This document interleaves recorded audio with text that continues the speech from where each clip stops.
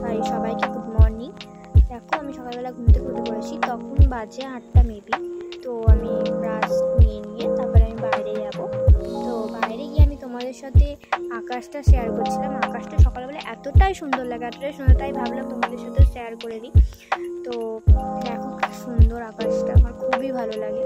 তো তারপর আমি ব্রাশটা করে নিচ্ছিলাম, আর আমার ছোট্ট সোনাটাও চলে এসেছে, ও ব্রাশ করছিল, তোমাদেরকে তাই দেখিয়ে দিলাম। দেখো হাসিটা সকালবেলা। ও তো মুখটা ধুয়ে নিলাম, মুখটা ধোয়ার পর ঘরে গিয়ে এবার আমি ময়শ্চারাইজিং করবো। সকালবেলা সবাইকেই একটা ফেস ওয়াশ করে ময়শ্চারাইজিং করাটা খুবই উচিত, খুবই দরকার এটা স্কিনের জন্য। তো তারপরে তো সানস্ক্রিনটাও অ্যাপ্লাই করা খুবই ইম্পর্টেন্ট।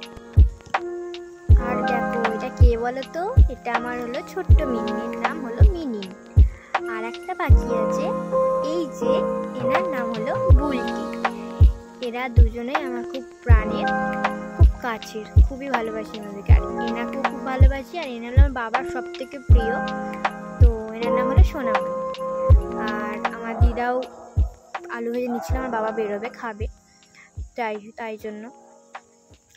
আর এদিকে আমিও আমার পাখিদের জন্য গরম জল নিয়ে চলে এসেছিলাম খাবার বানানোর জন্য। তো খাবারটা বানিয়েও নিলাম, এবার ওদেরকে খাইয়েও দেবো। দেখো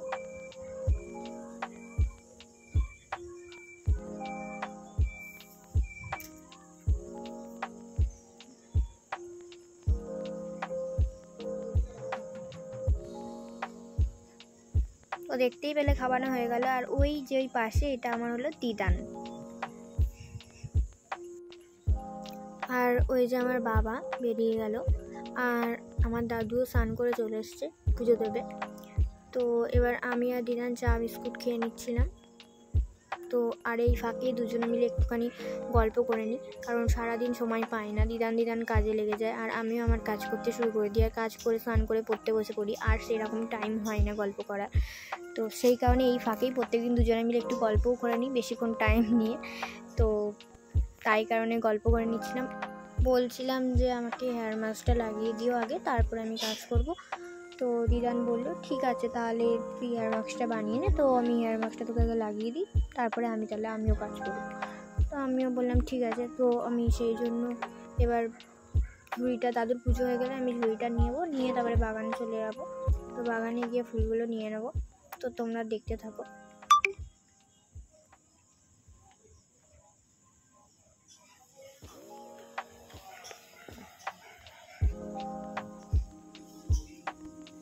তোমরা এতক্ষণ দেখতে থাকলে যে গল্প আমাদের আর শেষই হচ্ছিল না। যাই হোক, আপাতত শেষ হয়েছে। তো এই দুটো আমাদের দেখো নতুন সদস্য। আর একটাও ছিল, 3টে বাচ্চা হয়েছিল, তো একটা বাচ্চা মানে মরে গেছে, কুকুরে মেরে দিয়েছে। আর এবার দেখো আমি জবা ফুলগুলো গাছ থেকে তুলেও নিচ্ছিলাম, আর তোমাদের সাথে বাগানের লঙ্কাগুলো হয়েছিল তাই শেয়ার করছিলাম। তো দেখো লঙ্কাগুলো হয়েছে। আর হ্যাঁ, আমার হেয়ার মাস্কটা বানাতে আমার এই জবা ফুলগুলো লাগবে, তাই আমি জবা ফুলগুলো নিচ্ছিলাম। আর এই যে হেয়ার মাস্কটা আমার তৈরিও হয়ে গেছে, দেখো হেয়ার মাস্কটা এরকমই দেখতে হয়েছে। আর হেয়ার সিরামও তৈরি হয়ে গেছে। তো হেয়ার সিরামটা আমি এখন অ্যাপ্লাই যেহেতু করবো না, তাই হেয়ার সিরামটা আর কি একটা বটলে ভরে রেখে দিচ্ছিলাম, স্টোর করে রেখে দেবো। আর এটা তোমরা ফ্রিজেও রাখতে পারো। আর হ্যাঁ, তোমাদের যদি কারোর এই হোম রেমেডিটা লাগে তাহলে আমাকে কমেন্ট বক্সে প্লিজ জানিও, আমি তাহলে তোমাদের সাথে এই হোম রেমেডিটা শেয়ার করে দেবো, কেমন? তো দেখো আমি এটা স্টোর করে রেখে দিলাম।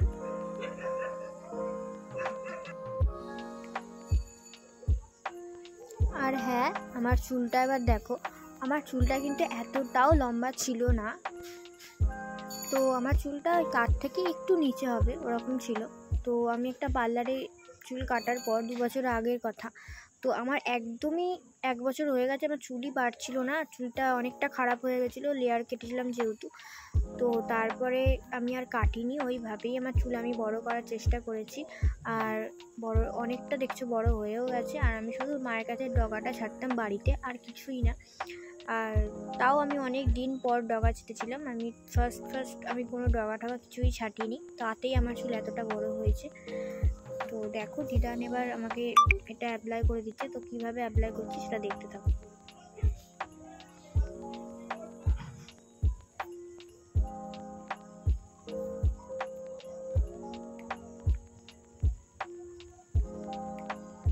দেখতেই পেলে আমি কিভাবে অ্যাপ্লাই করলাম। তো এটা কাজ করতে করতে আমার এটা শুকিয়েও যাবে, আর ততক্ষণে আমি আমার ঘরের কাজগুলো সেরেও নিই।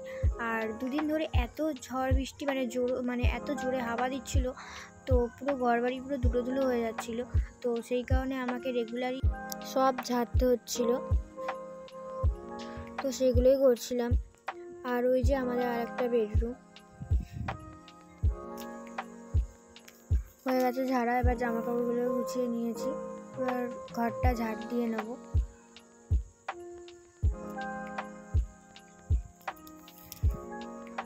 চলে গেছি পাশের রুমের বেড বিছানাটা ঝেড়ে নিচ্ছিলাম, দিয়ে ঘরটা ঝাড় দিয়ে নিলাম। এবার ঘরটা মোছাও হয়ে গেছে, আমার কাজ কমপ্লিট। এবার আমি জলখাবার খেয়ে নিচ্ছিলাম, আর জলখাবারে ছিল রুটি আর আলু কুমড়োর তরকারি। তো আর এটা আমার মা পাশে বসে আছে। চলে এসেছি চান করে। দেখো আমি এবার আমার ফেসটাকে টোনিং আর ময়শ্চারাইজিং করে নিচ্ছিলাম। দেখো ছোট্ট একটা টিপ পরে নিলাম। টিপ আমার খুব পছন্দের, সাজগোজের মধ্যে আমার টিপ জিনিসটা একটা আমার খুব পছন্দের পার্ট। তো চুলটাও আঁচড়ে নিচ্ছিলাম।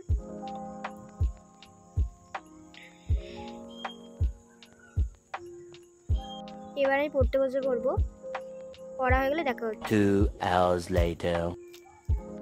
দেখো 2:30 বাজে, আমার পড়া হয়ে গেছে, আমি খেতে বসে পড়েছি। তো আমার বাড়িতে সেদিনকে রান্না হয়েছিল আলু আর উচ্ছে চচ্চড়ি, আর পটল দিয়ে সোয়াবিন দিয়ে আলু দিয়ে ঝোল, আর হলো আমরা চাটনি। এবার আমি একটু দুবেলা ঘুমিয়ে পড়বো। এই যে আমার পুচকুগুলোকেও শুয়ে দিয়েছি। 2 hours later. চলে এসেছি 2 ঘন্টা পর, বিকেল হয়ে গেছে 5টা বাজে এরম। তো এবার আমি পাখিগুলোকেও খাঁচায় দিয়ে দেবো, আর ঘরের পর্দাগুলোকেও সব খুলে দেবো। আমি দুপুরবেলা শোয়ার আগে পর্দাগুলো, কারণ দুপুরবেলা ঘরটা অন্ধকার থাকলে ঘরটা অনেকটা ঠান্ডা থাকে, আর নাহলে রোদটা পড়ে তো খুব গরম লাগে, সেই কারণেই পর্দাগুলো দিয়ে দিই। তো সেগুলো করে তারপর আমি এবার একটু ছাদে যাব, তো দেখতে থাকো।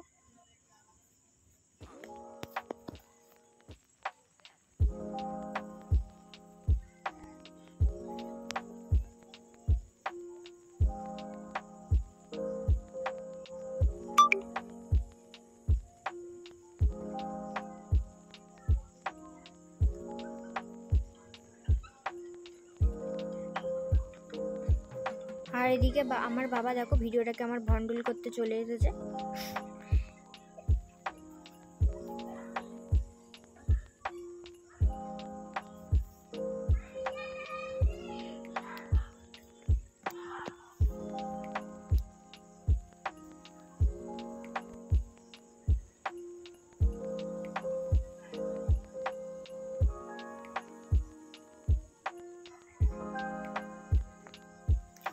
হয়ে গেছে আমার ঘরের সব কাজ, এবার আমি ছাদে যাচ্ছি। আর এটা হলো আমার ড্রাগন ফল গাছ, এটা আমি এনেছিলাম খুব শখ করে।